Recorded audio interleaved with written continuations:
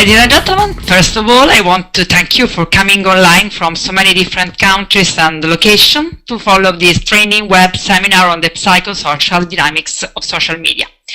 Let me introduce myself so that you can understand what are my specific skills and my fields of experience. As you can see from the first slide, my name is Giulia Aubry. First of all, we have to ask to ourselves, why do people use social media? Because it's very important for the psychological and the sociological aspect. Social media is about social, so you immediately understand the idea of community, of socialization, and so you understand why there is a so strictly connection between sociological studies and social media. But it's very important also to understand the psychology of social media, because there are four, more or less, reasons why people and every one of us use this kind of new media. The first is to get in touch with friends and family. You know that Facebook, for example, but before Facebook also MySpace, begins in this way. It was a tool for connecting people, between people that know each other in the reality, and also to create relation with people from other situations, to know other people from different countries, and so on and on and on. So this is the idea of community that we explore in the next step of this lesson. Another thing is to find information. There are two types of people that try to find information in social media. The first one is people that use, for example, Twitter. That is one of the most important press agency now. You know that many politicians, for example, use Twitter in order to widespread their ideas, their content, their political tool, and so on. But we always look with the typical sign using Twitter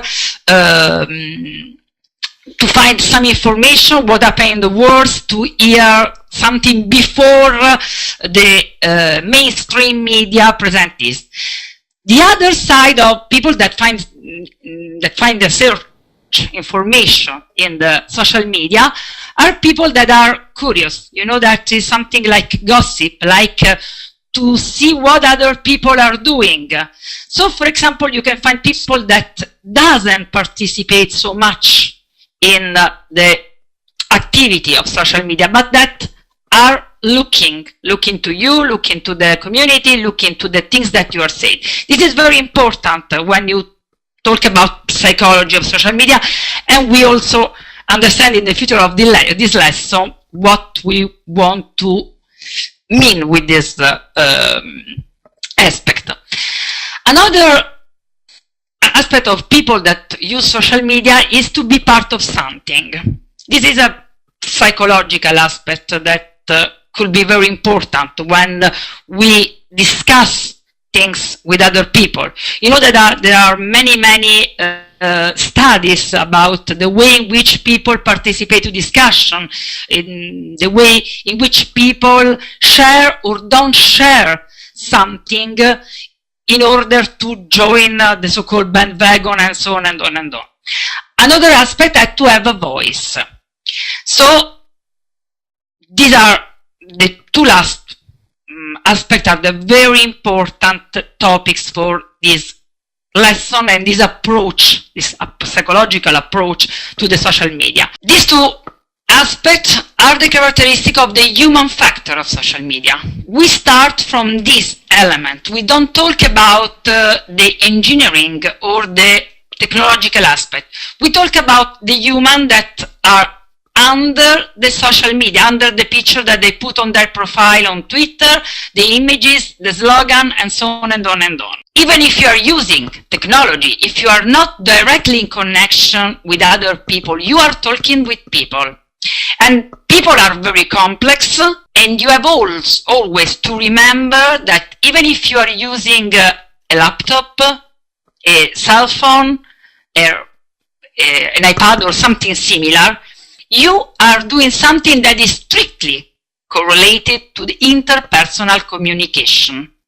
So you have to remember what you know about interpersonal communication when it is face-to-face. Because when you write on a social media, sometimes you forget that there is also in this case some elements of paraverbal and non-verbal that are so important in communication face-to-face. These aspects, paraverbal and non-verbal, that are typical of the interpersonal communication still exist in social media, even if in a different forms.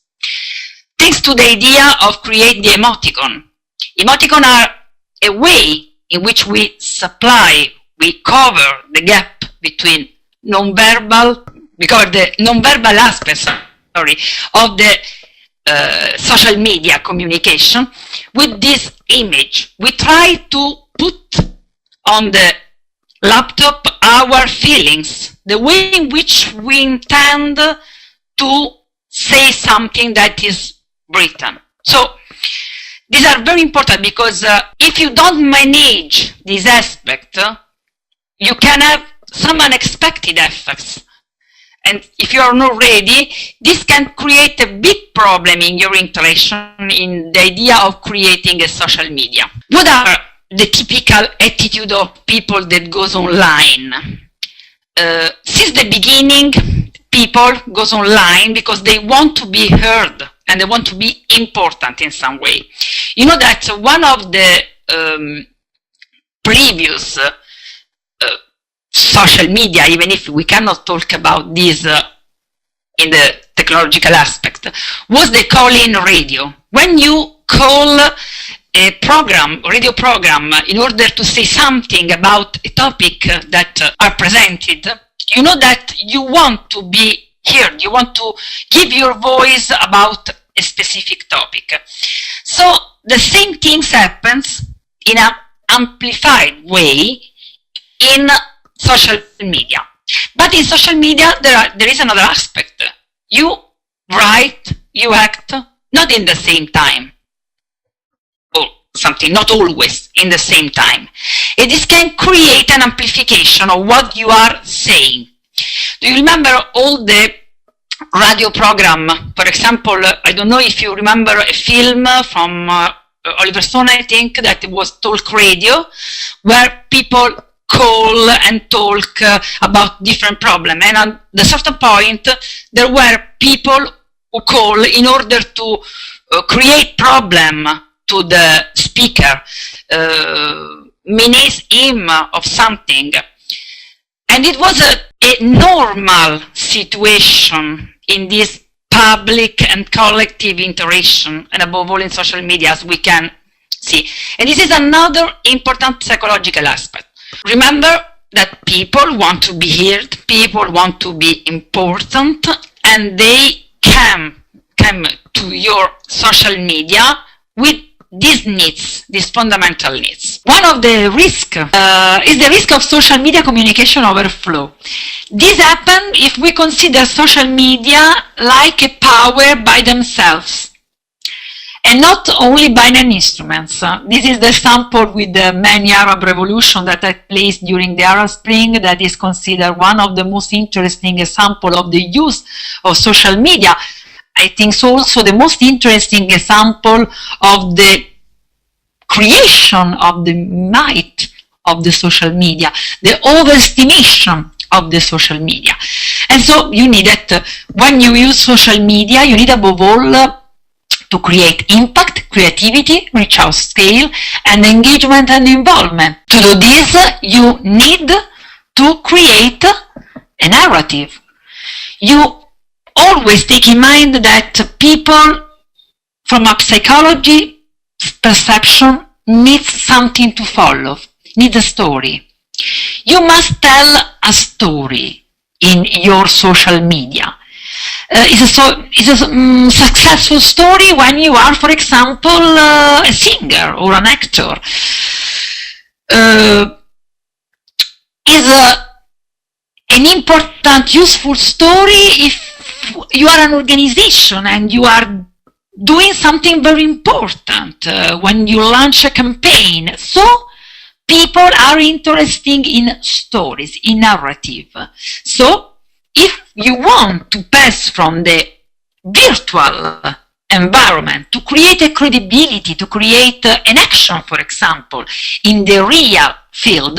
And this is also a question of marketing. If you are a society that create, I don't know, dress or shoes or something similar, you have to stimulate the community dialogue. People must talk about what you are writing in your social media, and then follow with an action, a collective action, a change in their attitude or behavior. This happens if you use the right social media narrative that touch the feeling of people. If you use the meme is a very important element of social media, because it's the slogan, the payoff, the picture, the image, the video that create attention. The meme is an idea that behaves like a virus that moves in population, taking hold in each person it infects. There is a wonderful book that is called It Was Like a Fever, that talks about the mistake that the American Democrats has made during the campaign against George W. Bush. And the idea that they don't create a real fever, that don't create the right meme. And the meme is something that touch the stomach, that work on the psychological dimension. The hashtag, the hashtag on Twitter, the video on YouTube, the image of Pinterest, and so on and on and on and on, that play with emotion and social resonance, in which people can enter. And we return to the first image of people that join social media in order to be part of something. The social media real power. We return to the good or bad of social media. There is not good or bad. The real power of social media is networking the world. So it is not dangerous to the human interaction. Don't make us forget how to communicate in a virtual world, but it helps us to be connected with people that we cannot encounter directly in our daily life. People that live in another country, in another situation, from other culture. And this is the real power, the real impact of social media on society. The real-time communication network, also cheap. We don't have to take an airplane in order to reach some situation. This is what we call the power of weak ties. It is the typical sentence of a famous sociologist, that is Mark Granovetter, that's all about the power of weak ties, the kind of ties that people have in broader network of friends that are not related to the family, to the clan, the stronger one.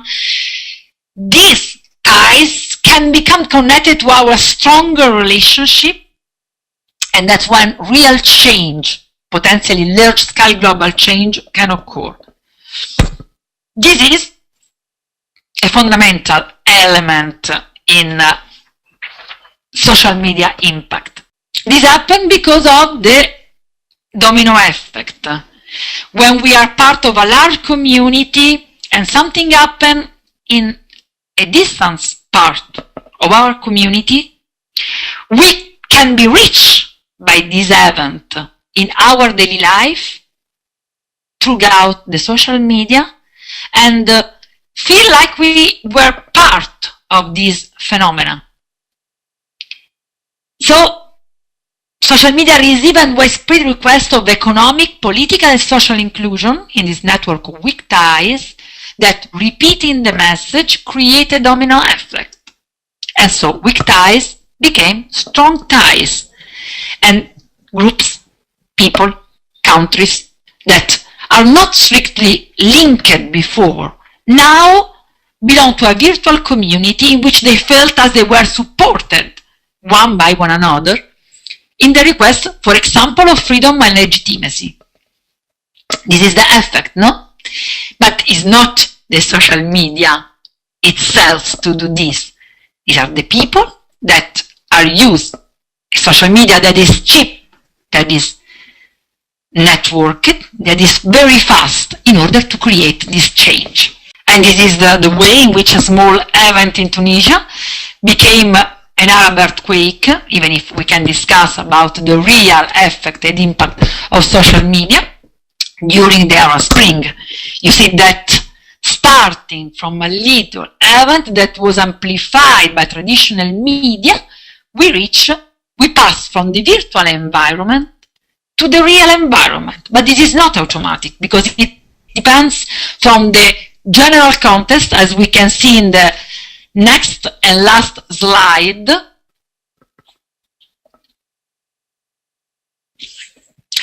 That present a model of what happened, more or less. And how some things that you can put in the social media could create a movement that has a societal impact or a change. Social media has no power if there are no people that use it. The way in which they can use can change the impact on personal life, on society. We can also discuss all these elements in the forum. I hope that you find something useful in this lesson. Thank you for your patience and for your attention.